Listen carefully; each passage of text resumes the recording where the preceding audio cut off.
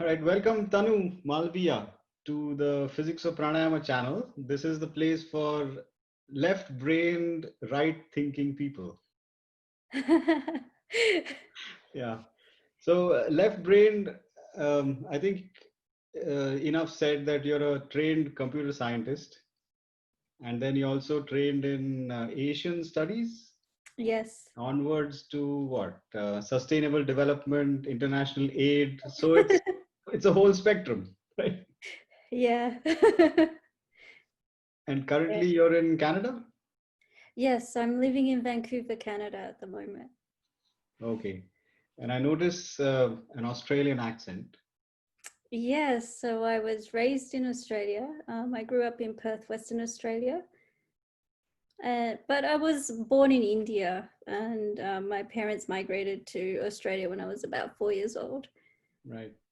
Yeah, Mhm. I've got fond memories of Australia growing up. I never been to Australia, but we used to wake up at like 4 o'clock in the morning for the great Australian summer cricket, Benson and Hedges and all this other stuff. Yeah, I have a lot of memories of my going to the cricket ground with my dad.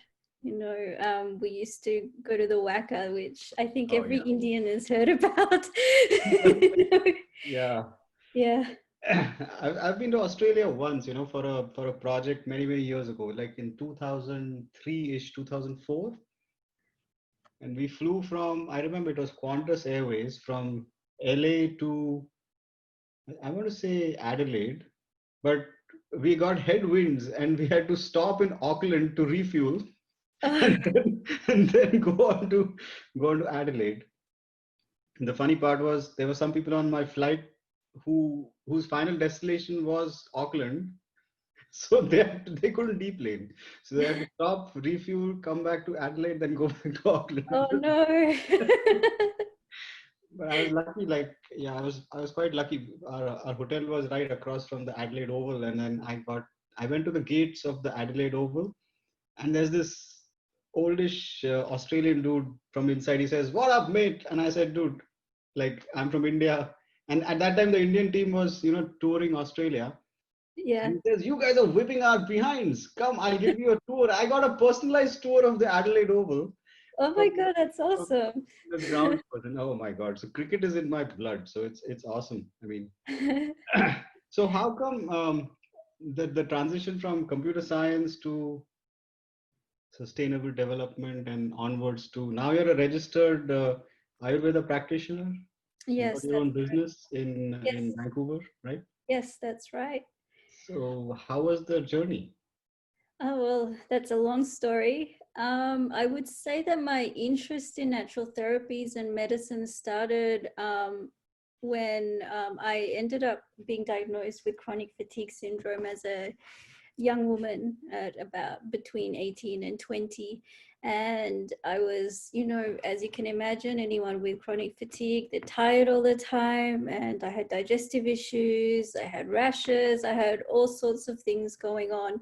And it seemed like an impossible thing to fix. I was going from um, therapist to therapist to from practitioner to practitioner, and there seemed to be no solution. So my mother, she actually introduced me to a Vedya at that time, and through his advice, and it was very simple things. He didn't give me any herbs, it was just stuff that I already had in the kitchen. And my gut started to improve from that. And I tried other therapies, Bowen therapy, applied kinesiology, both of which I practice now. So, and of course, the Art of Living program, that was a huge pivotal moment in my health. So Yeah. you learned the Art of Living program in Australia? Yes, I did. Okay, awesome. Yeah. And then you trained to become a teacher. You went to India to train to become a teacher, I think. Yeah, a few years later, I went to India. Prior to that, I had spent a lot of time in Thailand, and I got to realize how valuable the skills are when you're in a place where you don't know the language, so so it's really the techniques were very important, very useful, and my practice became regular very, very quickly at that time. This was you were in Thailand doing what? I was teaching English, and I was also the regional coordinator for the nonprofit I was working with at the time. This was in Bangkok? No, this was in northern Thailand, in northeast Thailand, Oh. in the Isan province. I was in Nong Khai, in a very small town that most people haven't heard of called Nam Som. So these are the places I was in. Yeah, it can be challenging. I've been to Thailand again on business, and if you don't speak the local language, it could it gets a little bit overwhelming because the sensory inputs are almost like you're in India, except you don't understand anything. It's like just coming in and you don't know nothing. So very true. I mean, I picked it up. I picked up basic conversational Thailand, but a lot of my time there was, acting things out. And but I did eventually pick up quite a lot of the language, so I could stay there. Yeah. Yeah. And so when you were in India, let's say when you were going to the ashram, there's a Ayurveda hospital even at the ashram, right, in Bangalore? Yes. Yeah. Have you been there? Like, have you interacted with them? I haven't been to the hospital, but during my time, I think at that time the hospital hadn't been built. So during that time, during my visits to India, I spent some time doing these short workshops that the Ayurvedic doctors had organized. And so that was my real first entry into proper Ayurveda and learning about, the basic principles of Ayurveda. Right. Yeah. So if you had to like describe to a child what is Ayurveda, what would you say? I'm not sure about a child, but I think Ayurveda is really about living in harmony with nature, and with our own nature. Whenever there's an imbalance between your relationship with your own nature and the relationship around you, then this causes imbalances. So one of the most beautiful things that my teacher always says is that Ayurveda and is about life. The word Ayurveda means science of life, and life is really about relationships.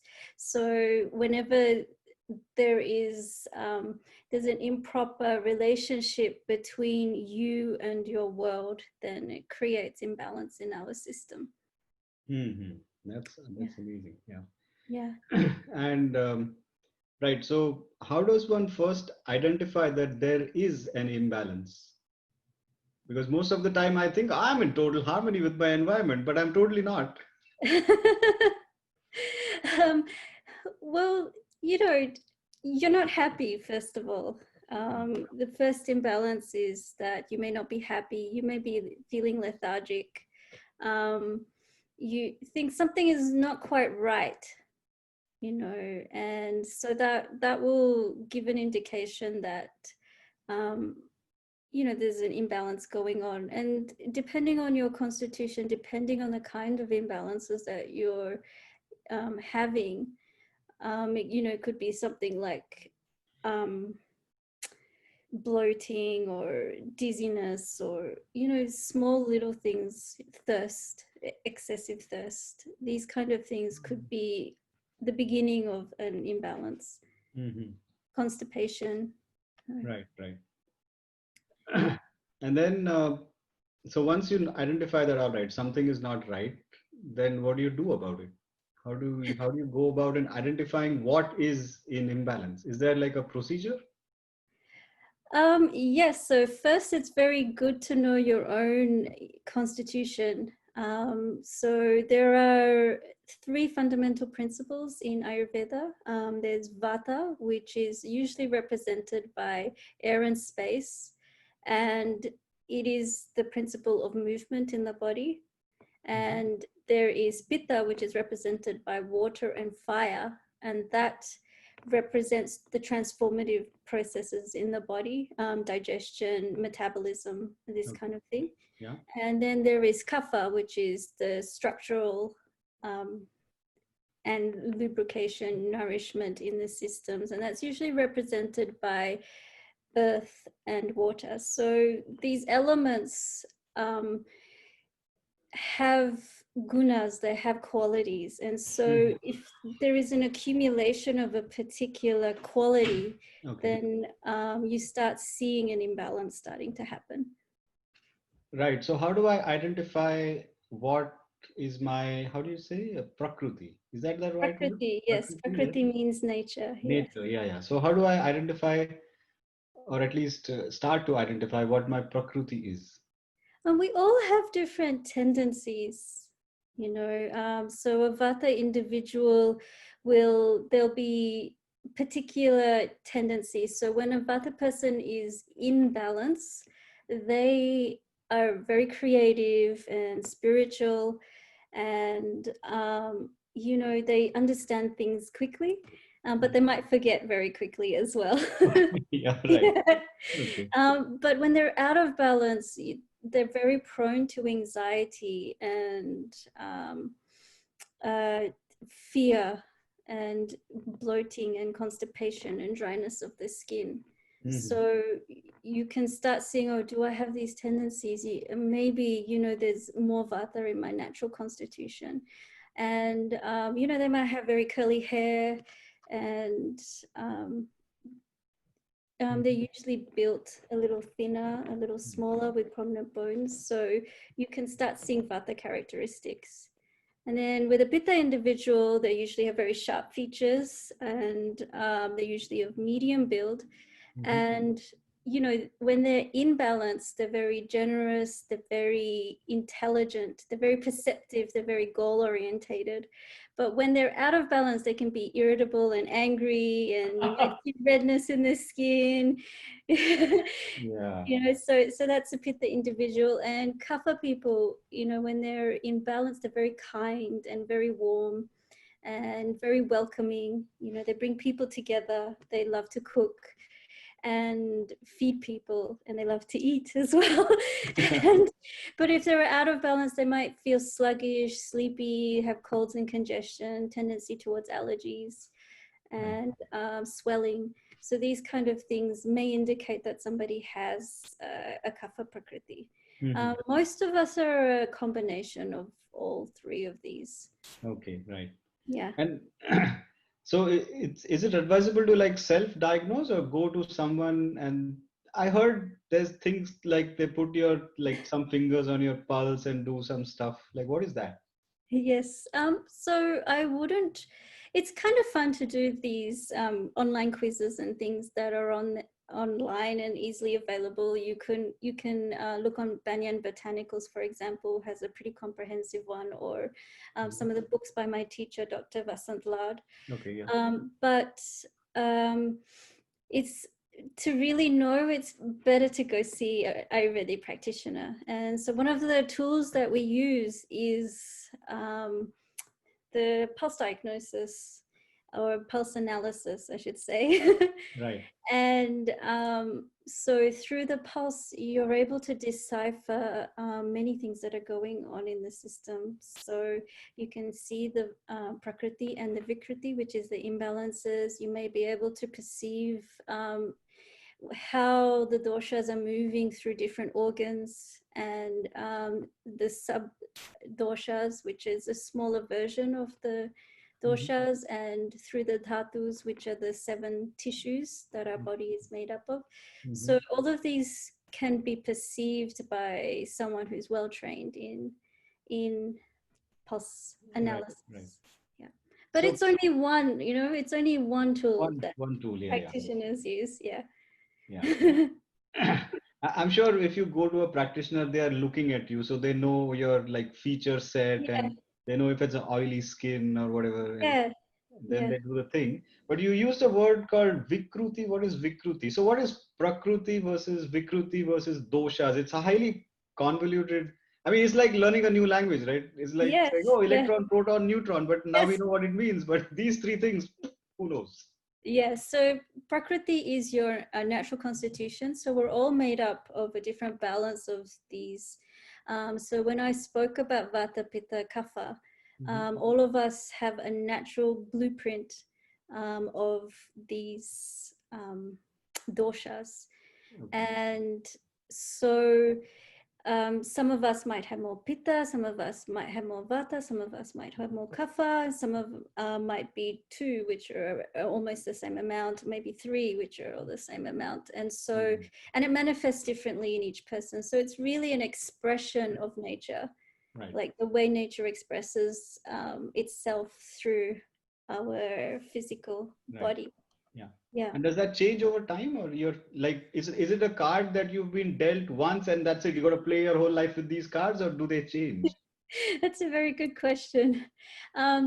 Your Prakriti always stays the same. Sometimes on very rare occasions it might change, but it would have to be a very big disease that you have for that to happen. So most of us, we stay with the same Prakriti throughout our whole life, but the Vikruti, which is the imbalance, it changes. And so what a practitioner is trying to do is match what they feel in the Vikruti to what your Prakriti is, because that is when you're going to feel good health. Okay, right. Yeah. Yeah. So let's say, take my example, for example. So I travel, I used to, before the virus shut us down, I used to travel a lot, Yeah. right? So at 30,000 feet, I'm more at 30,000 feet than at sea level. You know? So my wife says, "Oh, your vata is going to be highly imbalanced," Yes.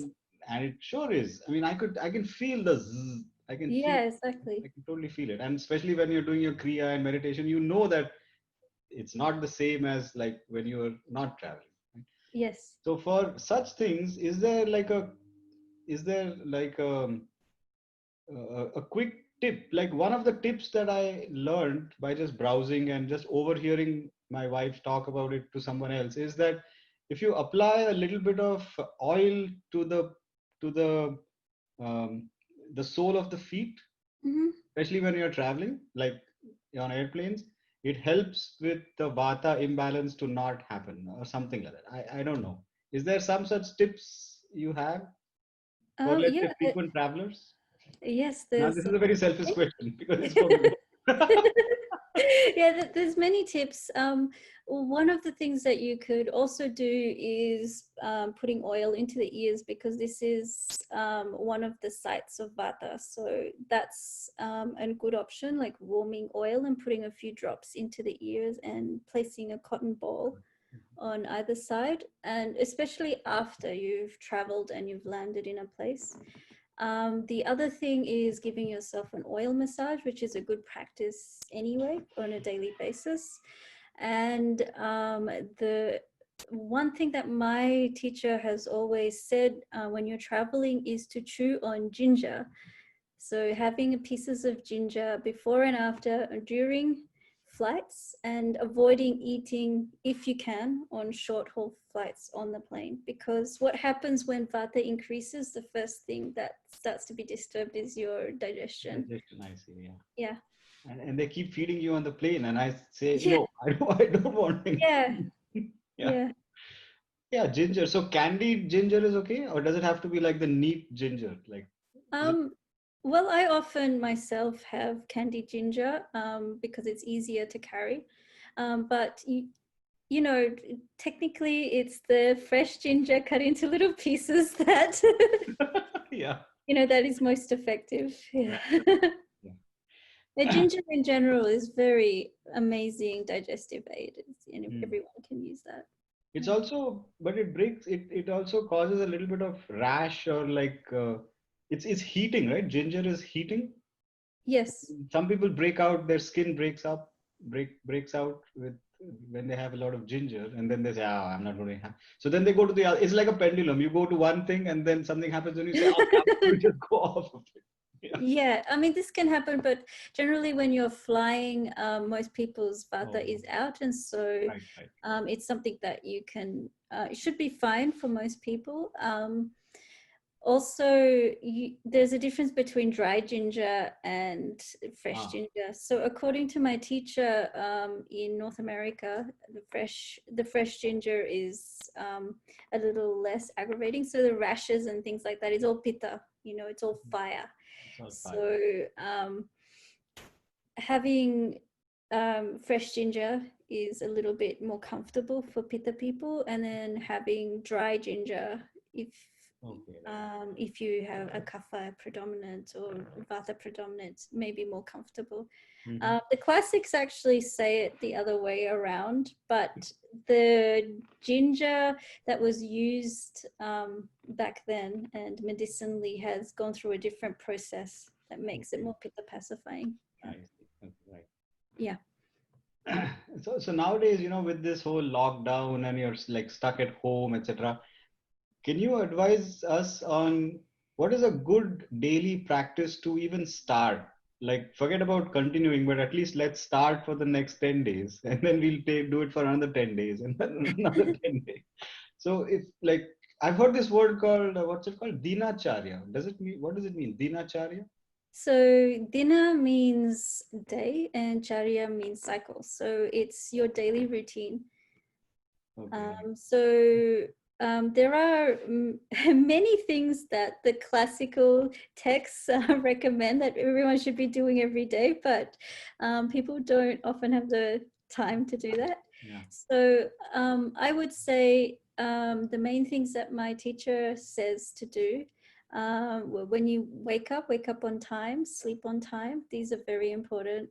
And then so it'll be different according to your constitution what the best time to wake up is.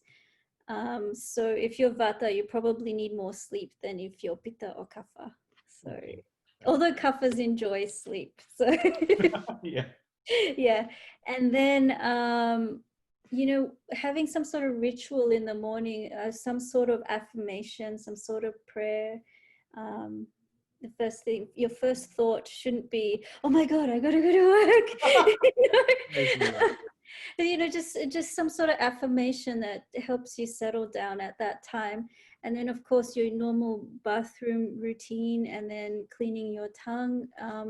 And Ayurveda talks a lot about self-massage, so picking an oil that is correct for your constitution and giving yourself a massage, waiting a few minutes, and then taking a shower.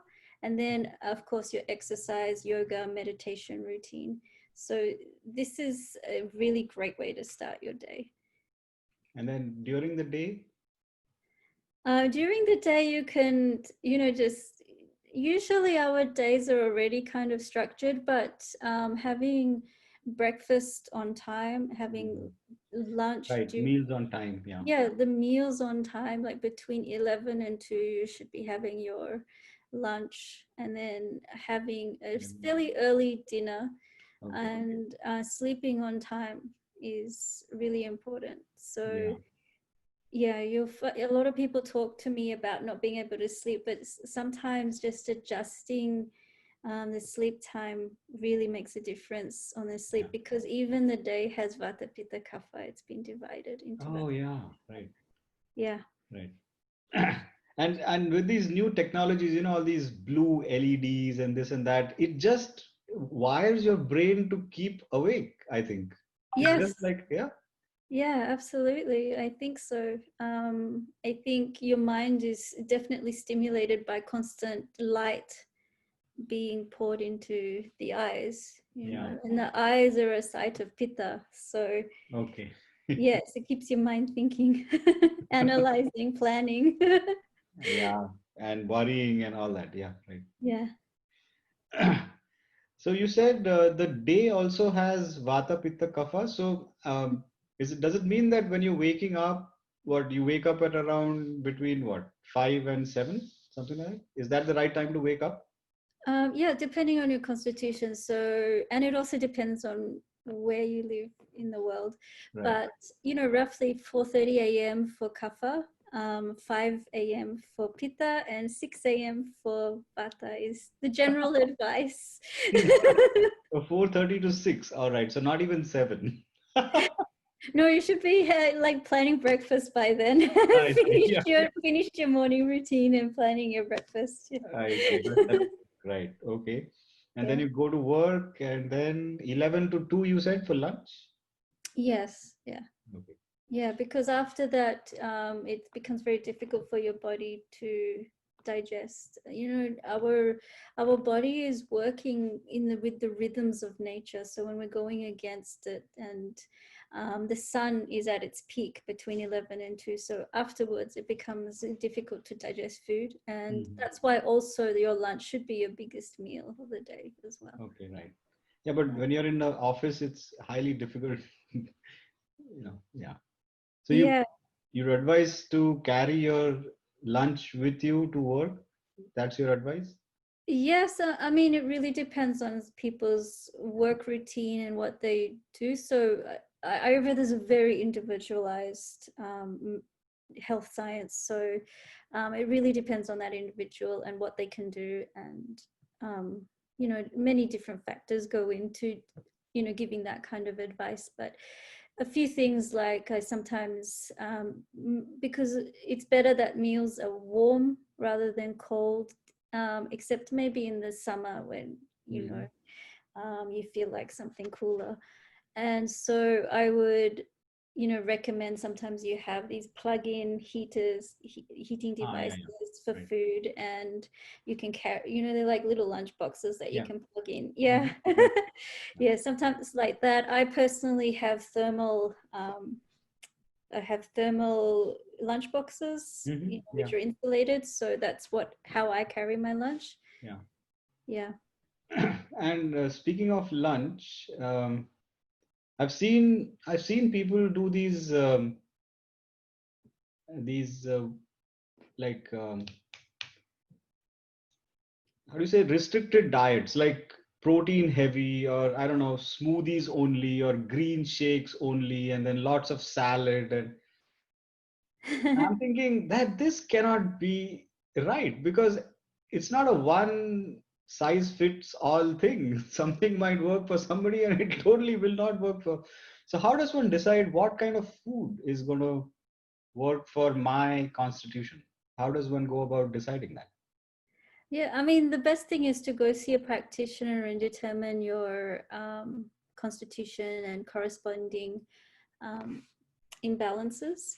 Mhm. But I would advise against going on to any of these diets just because you've read somewhere that this is healthy and this is healthy for everybody, and you'll see like some people are like, yeah, raw food is for everyone, and then other people like keto is for everyone, or intermittent fasting is for everybody. Everybody should be doing this, but it really depends on your constitution of what's going to suit you. And there are ways to balance if you really are passionate about a particular diet regime, but Ayurveda is really about working with your own nature. So some people may need more oil in their food, for example. Some people may need less. Some people might need a more protein rich diet, whereas other people should really be cutting down, and because protein is also very building, so it can be Right. causing imbalances for certain people. Mhm. Yeah. But there's no cheat sheet, right? I can't take like a 5-minute quiz and say, all right, here's my 15 foods, and I just stick to these things.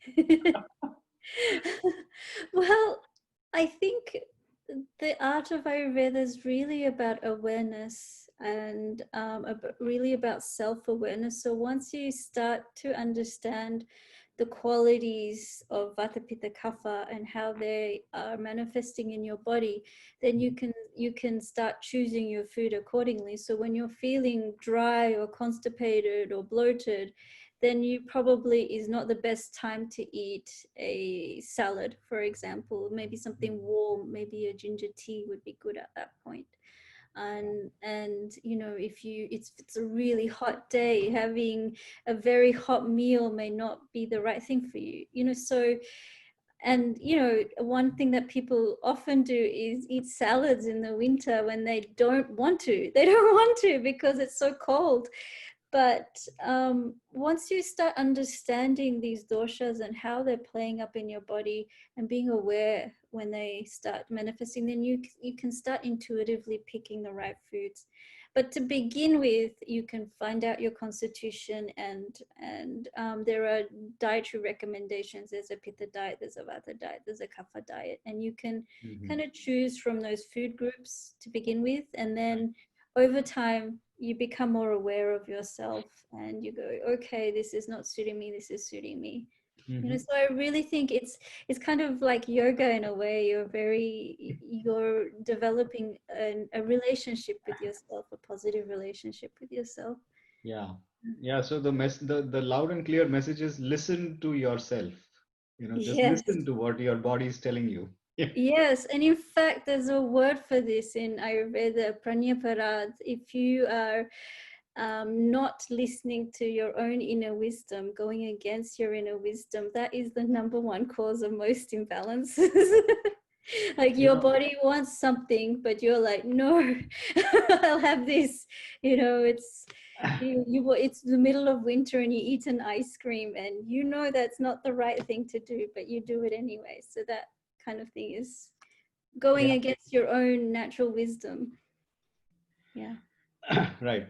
But for me, it's the other way around, right? So my body wants ice cream and my wife says, hell no, you're not going to have ice cream. Then I'm stuck.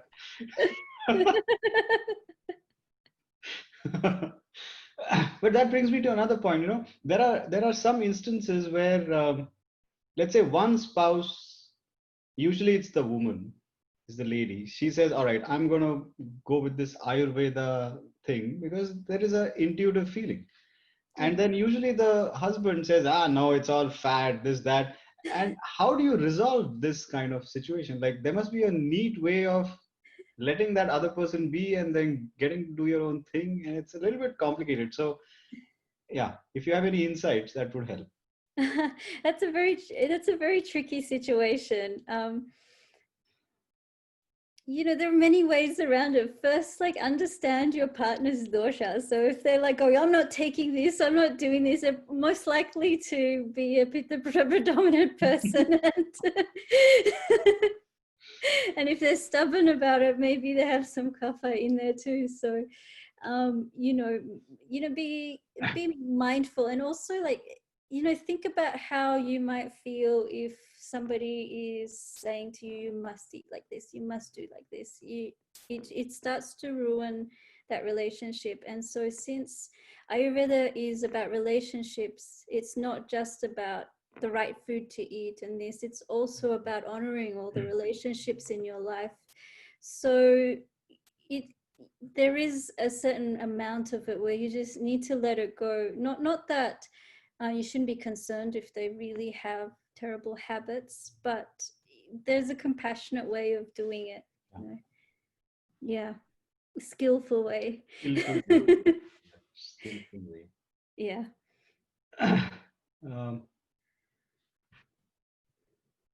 Yeah, so there's also like certain foods that are favorite. Like a friend of mine, her favorite food is coconut. So is there like a preferred way in Ayurveda? All right, if you have to have coconut, then this is the way to have coconut. Maybe 1, 2, 3, 4. Is there something like that? Again, it really depends on your personal constitution. If somebody's been having a certain type of food throughout their life and for a long time, they are likely to have built a tolerance for it, and so it may not be affecting them quite as terribly as somebody who is new to that food. So say something like chilies, a lot of Indians and Latin Americans, some Mexicans, or they grow up with a lot of chili in their life, and so when they eat a really hot chili, it doesn't affect them as much as, say, somebody who's never had any chili, and then you even just give them one peppercorn and they break out in a rash, So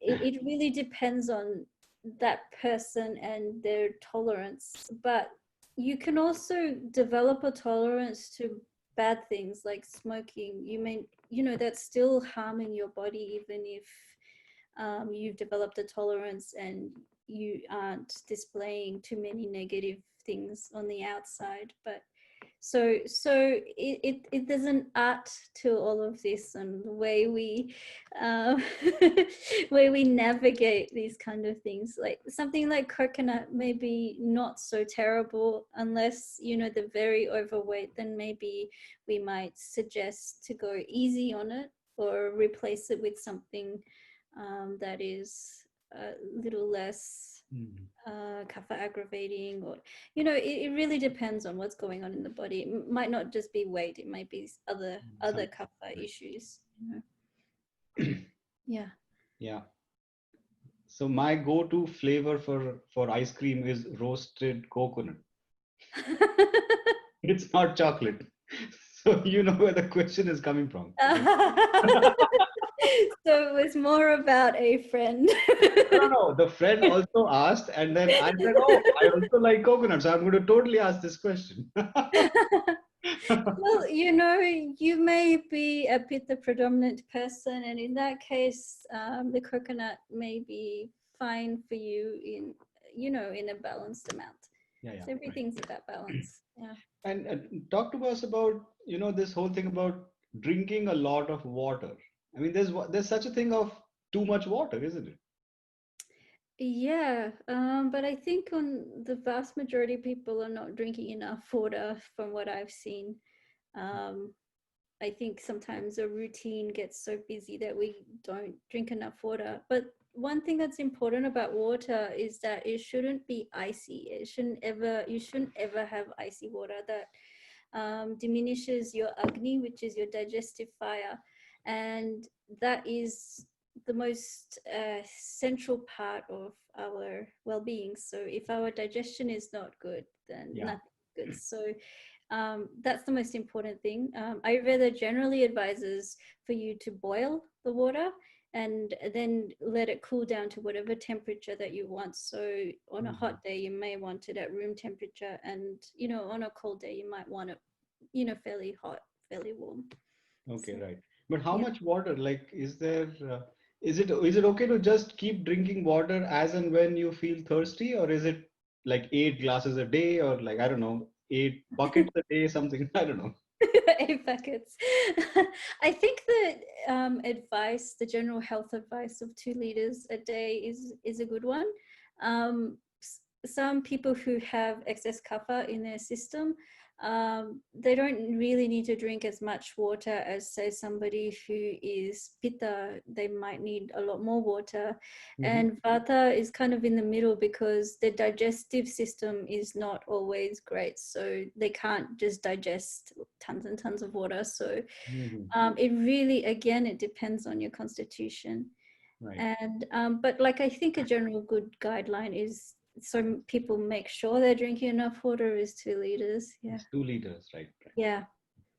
And if someone's feeling excessively thirsty, is that an indication that something's out of whack? If they're very excessively thirsty, no matter how much water they're drinking, then it's generally indicates excess pitta in the system. So that's what you need to address.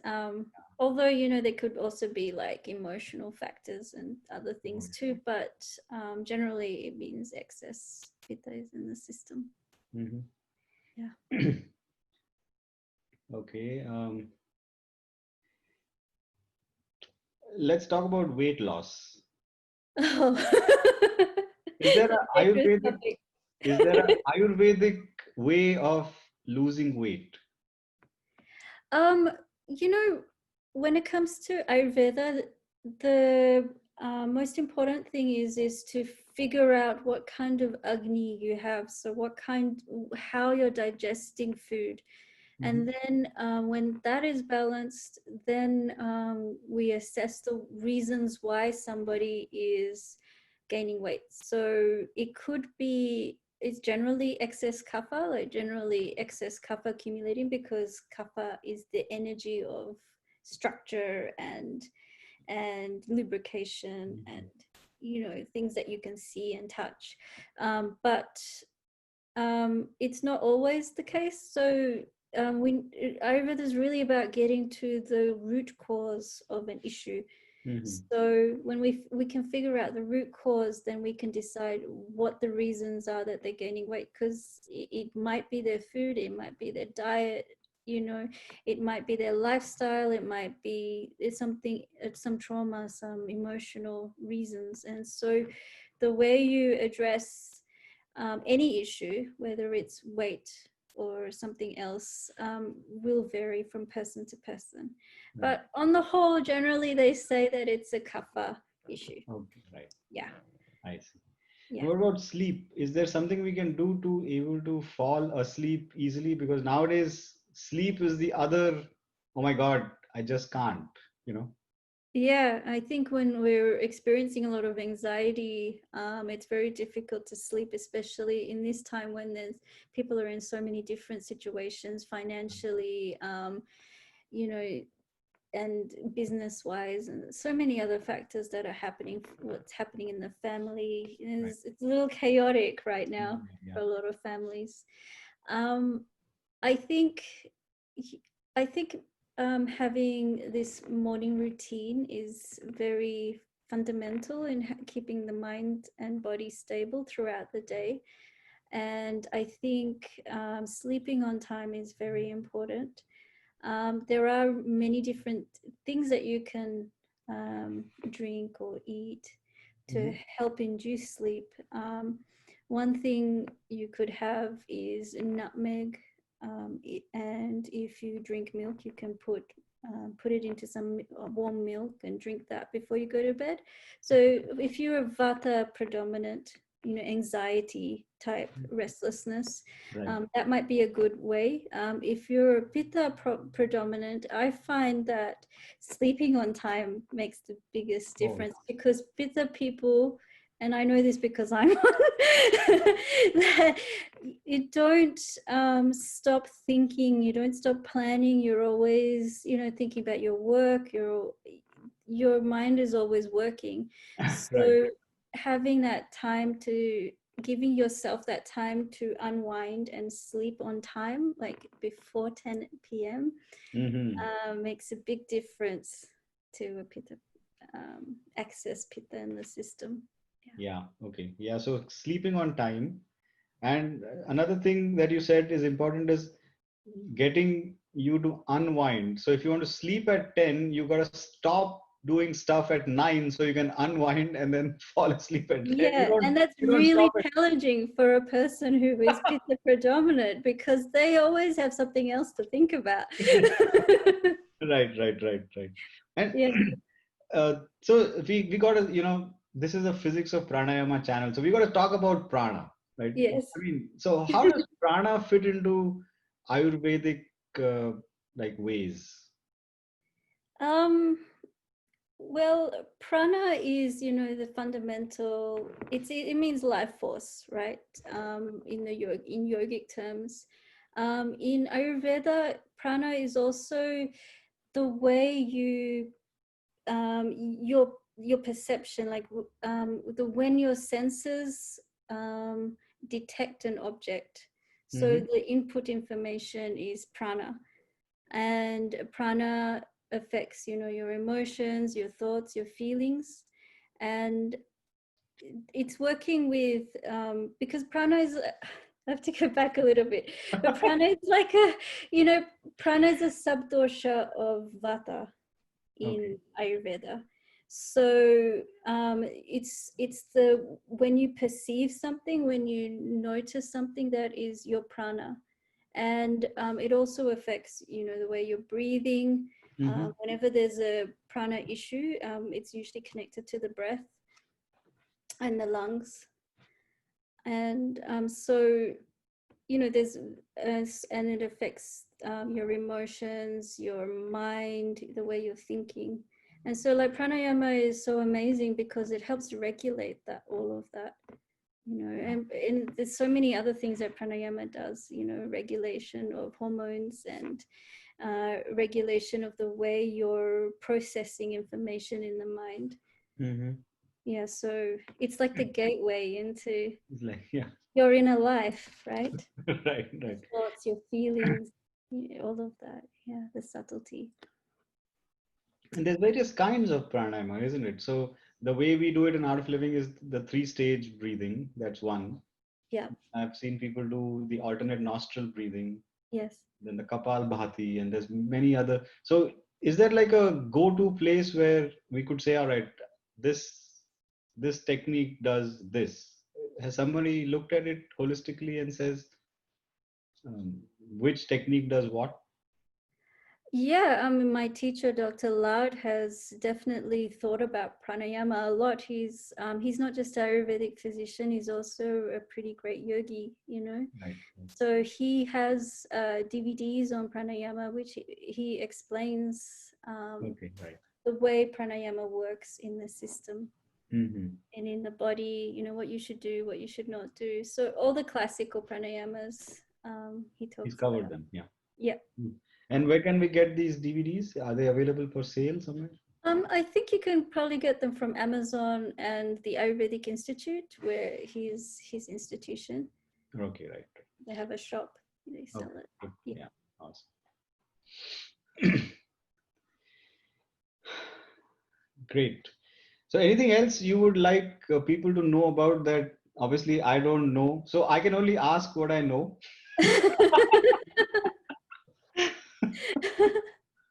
Well, you know, I think I've said this to you before. If I start talking, you'll be here for several days. You know?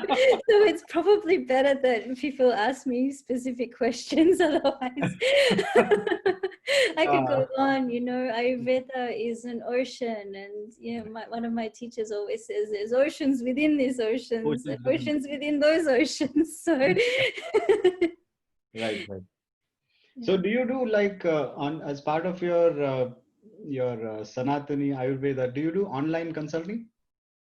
I do. I haven't, because of this whole COVID thing, I am officially relaunching, um, in August for online consultations. And then, the physical consultations will probably start in September or so. Yeah. Just because, you know, there's been a lot of things that I haven't been able to do. Yeah. And now I have to do them all at once Yeah. lockdown is over. So Right. I am taking a very small amount of clients at the moment. Mhm. Yeah. Okay. So we'll give all this information whenever we publish this video, so people will have it. Okay. It's awesome. It's been really great. Uh, a mutual friend of ours, Gayatri, I was asking her, I want to get somebody who can talk about Ayurveda on this channel. She said, yeah, Tanu is your girl. Just go to her. And then I called you and you said, cool, yeah, let's do it. As simple as that. It was really Yeah, I mean, I can talk about Ayurveda forever. So if you want to talk about Ayurveda, that's all I think about and all I talk about. So, all right. So I'm going to put you on the spot, right? So tell me something that you would like me to know, which obviously I don't know that I want to know because I didn't ask you. that's a very difficult question.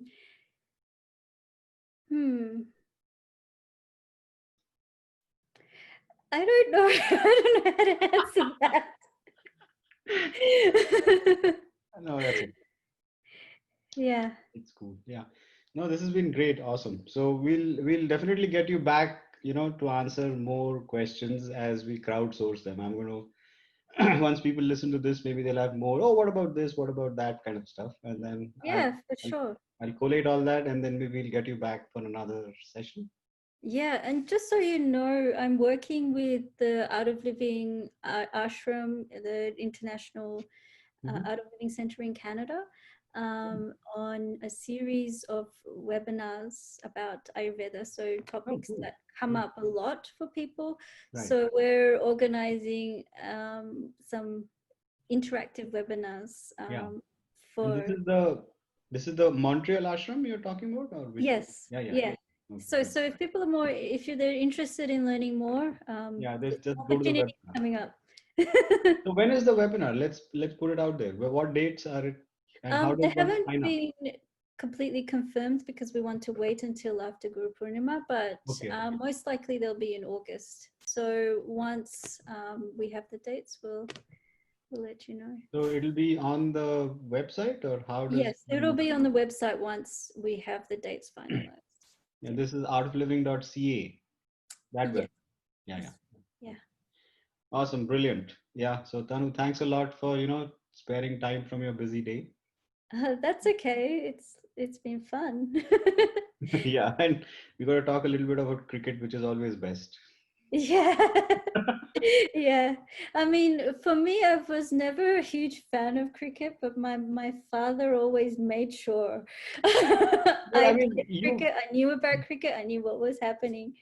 you watched the god play at the WACA. I mean, that's enough. You watched Tendulkar batting at WACA. This is like, I bow Yeah, down to you. no, that was actually the highlight of my cricket watching. It was really good, and he was really friendly. I think maybe 11 or 12 at the time, and I shouted at Tendulkar, and he was like, it was really cool. Yeah. Awesome. Well, all right. So thank you very much. And it's been great. You've been quite gracious and, just coming at short notice. It's brilliant. So we'll get back. That's okay. And if there's any questions that the audience may have, I'm very happy to answer. Okay. All right. Bye. Bye.